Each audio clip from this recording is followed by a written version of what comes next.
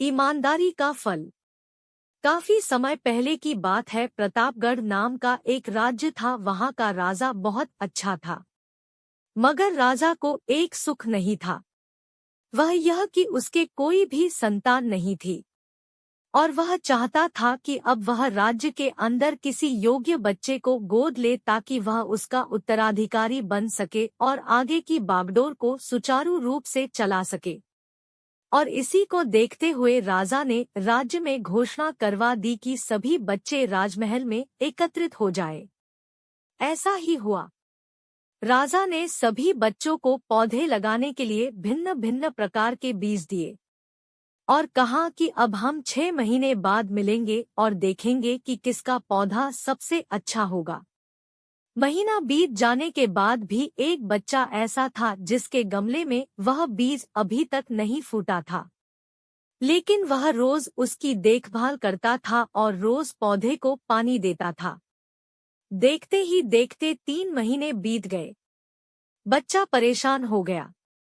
तभी उसकी माँ ने कहा कि बेटा धैर्य रखो, कुछ बीजों को फलने में ज्यादा वक्त लगता है। और वह पौधे को सींचता रहा। 6 महीने हो गए। राजा के पास जाने का समय आ चुका था, लेकिन वह डर हुआ था कि सभी बच्चों के गमलों में तो पौधे होंगे और उसका गमला खाली होगा।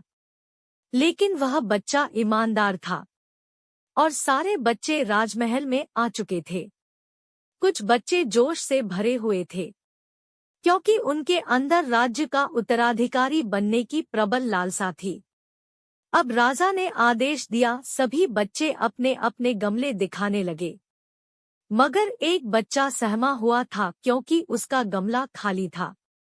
तभी राजा की नजर उस गमले पर गई। उसने पूछा, तुम्हारा गमला तो खाली है? तो उसने कहा, लेकिन मैंने इस गमले की 6 महीने तक देखभाल की है। राजा उसकी ईमानदारी से खुश था कि उसका गमला खाली है, फिर भी वह हिम्मत करके यहाँ आ तो गया। सभी बच्चों के गमले देखने के बाद राजा ने उस बच्चे को सभी के सामने बुलाया। बच्चा सहम गया और राजा ने वह गमला सभी को दिखाया। सभी बच्चे जोर से हंसने लगे। राजा ने कहा, शांत हो जाइए, इतने खुश मत होइए। आप सभी के पास जो पौधे हैं वो सब बंजर है। आप चाहे कितनी भी मेहनत कर ले, उनसे कुछ नहीं निकलेगा। लेकिन असली बीज यही था।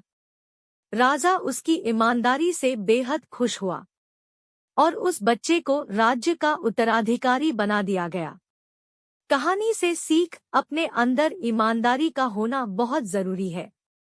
अगर हम खुद के साथ ईमानदार हैं तो जीवन के किसी न किसी पड़ाव में सफल हो ही जाएंगे।